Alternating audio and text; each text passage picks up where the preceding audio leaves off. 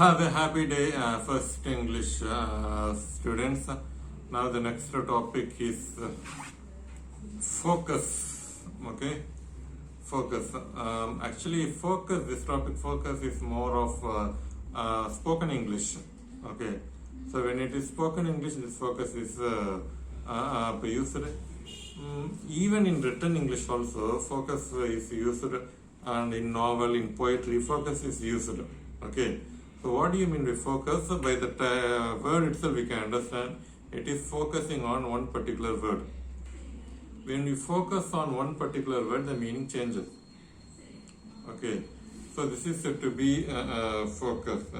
Okay, see, the first paragraph itself is explanation, the definition of focus. Open at page 236.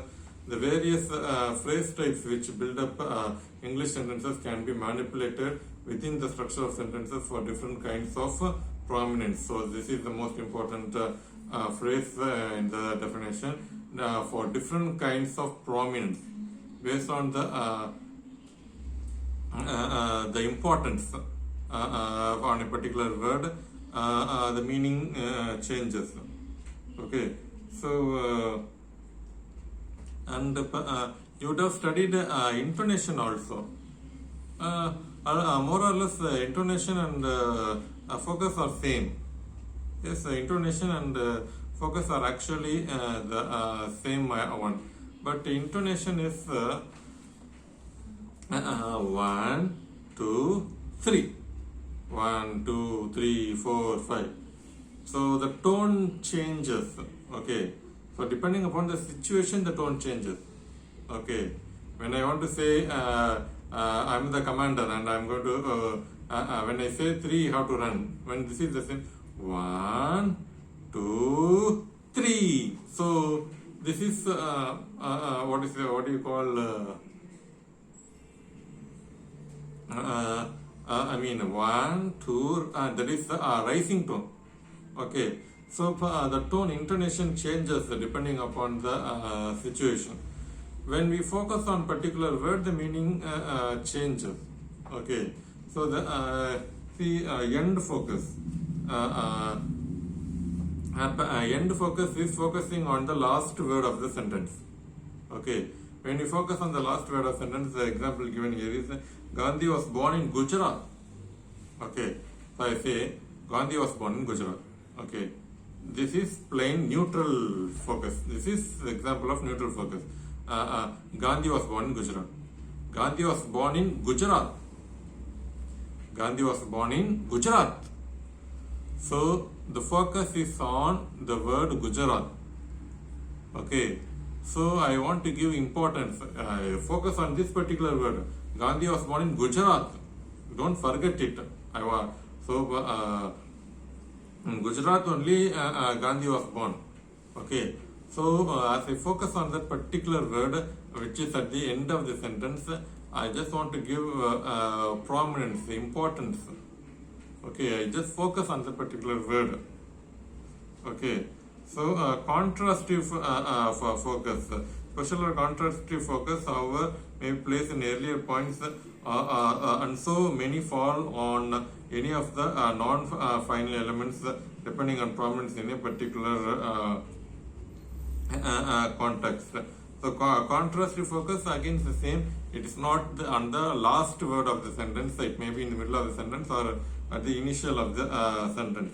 The focus could be on subject, verb, or on any word. The focus could be made. Gandhi was born in Gujarat. So the focus on the word Gandhi, not Nehru or Sardar Vallabhbhai Patel. Gandhi was born in Gujarat. So it is called as a contrastive focus because it is not the end focus. The focus is not at the end of the word in the sentence. Gandhi was born in Gujarat.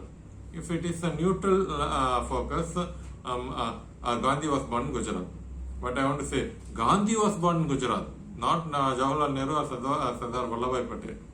Okay, so when the focus on verb, Gandhi was born in Gujarat. It It's not Gandhi studied in Gujarat, Gandhi lived in Gujarat. It is not like that. Gandhi was born in Gujarat. So focus on the verb. Okay. So likewise, contrastive words, contrastive focus are used in English language. That is, end focus is focusing on the last word of the sentence. Contrastive focus are focusing on other words of the sentence, maybe subject, verb, adverb, adjective, whatever it could be. Okay. So why do you have this focus? Some information are already given. Okay. But when I want to give new information, when I want to make a clear statement, where I don't want to confuse you, I just want to give more importance to a particular word. So this focus is used. Okay. Again, the example given here is open page 238. The neutral focus, we are going to the beach. Neutral focus is we are going to the beach, and we are going to the beach. Okay, so this is the final adverb here. We are going to the beach. Okay, so we are going to the beach. Okay, so likewise, when focus is given on particular word, the meaning changes. Okay, so the importance of the meaning changes. Okay, so focus on the operator. So focus on the operator is the speaker, the way how he speaks. Okay, based on the way how he speaks, the meaning changes.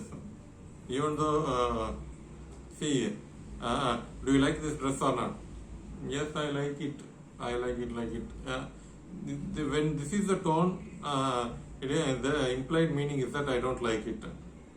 Yes, I like it. I like it.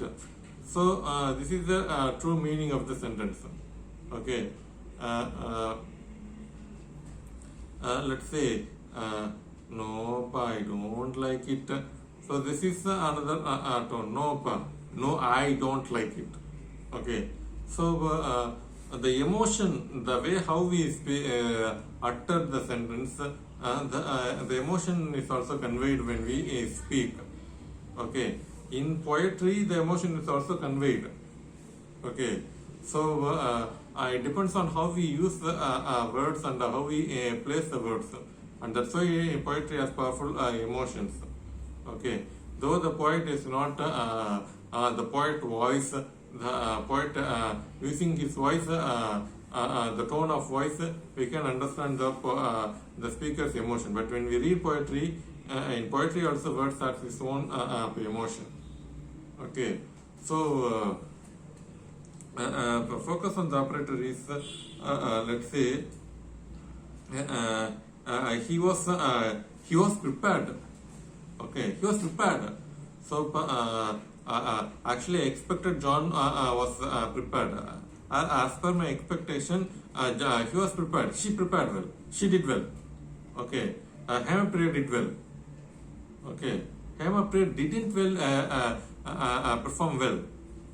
Okay, so it depends. The focus on the operator. Let's say I am expecting that Hemapriya will score good marks. Okay, when this is the case, the result comes, and as per my expectation, Hemapriya got the first mark. Hemapriya got the first mark. Hemapriya got the first mark. Okay, and not to my expectation, she failed. Hemapriya failed. Okay, so the focus on the word failed. Hemapriya failed. I did not expect such thing. It is a shocking thing to me. So the focus is on the word fail. Okay. So I mean, by the sentence itself, by the tone of the sentence itself, the speaker conveys his own meaning. Okay. So positive. A focus on the operator often has the functioning of signaling contrast between positive and negative meaning. So positive meaning by the tone itself, it is conveyed negative. So you haven't lost after all. To the surprise, actually I do not know any say for example, of course we shall consider there is John, there is a boy by name John in your class, and he often he never attends any online classes, and to surprise he got first mark. We shall consider in that way. So you got first mark. John got first mark. Okay. So both the words should be given importance. Focus. John first mark.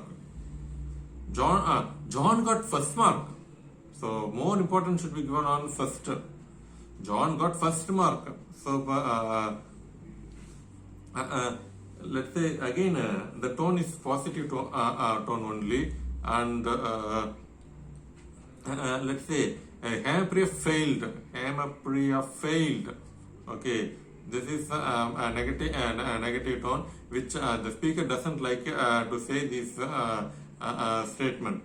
Okay, so let's say when the question is have you seen my shoes?